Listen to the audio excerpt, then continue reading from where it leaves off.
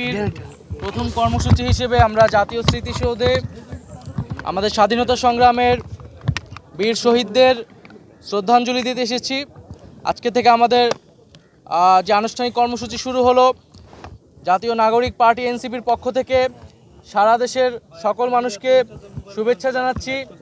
আমাদের এই ভূখণ্ডের জনপদের মানুষের যে লড়াইয়ের ইতিহাস রয়েছে, 1947 সালের আজাদির লড়াই থেকে শুরু করে 1971 সালের মহান স্বাধীনতা সংগ্রাম এবং 2024 সালের ছাত্র জনতার গণ অভ্যুত্থান, এই সকল লড়াইয়ের আকাঙ্ক্ষাকে ধারণ করেই আমরা নতুন বাংলাদেশ বিনির্মাণ করব এবং সেই লক্ষ্যেই এনসিপি কাজ করে যাচ্ছে। এবং আমরা বলেছি যে 1971 সালের মুক্তিযুদ্ধের মধ্য দিয়ে আমরা একটি স্বাধীন রাষ্ট্র পেলেও আমাদের যে সার্বভৌমত্ব, সেই সার্বভৌমত্ব বারবার হুমকির মুখে পড়েছে। আমাদের যে গণতান্ত্রিক প্রতিষ্ঠানসমূহ বারবার ভেঙে পড়েছে। আমরা একটি গণতান্ত্রিক সংবিধান গড়ে তুলতে পারিনি। একটি একদলীয় সংবিধানের মাধ্যমে ফ্যাসিজম এবং একদলীয় স্বৈরতন্ত্রের বীজ বপন করা হয়েছিল। ফলে আমরা বলেছি যে একটি নতুন প্রজাতন্ত্র আমাদের গড়তে হবে এবং তার জন্য একটি নতুন সংবিধান এবং গণপরিষদ নির্বাচনের প্রয়োজন।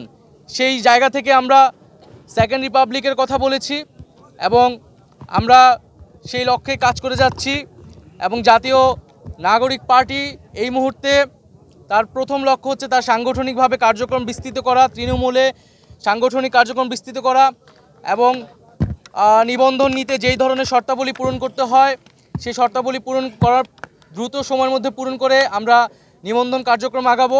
এ মাসের মধ্যে আমরা আমাদের গঠনতন্ত্র যে প্রণয়নের কাজ, সেই প্রণয়নের কাজটি আমরা শুরু করব এবং আমাদের আজকের এই স্মৃতিসৌধে শ্রদ্ধাঞ্জলি নিবেদনের পরে আমরা রায়ের বাজার যাব।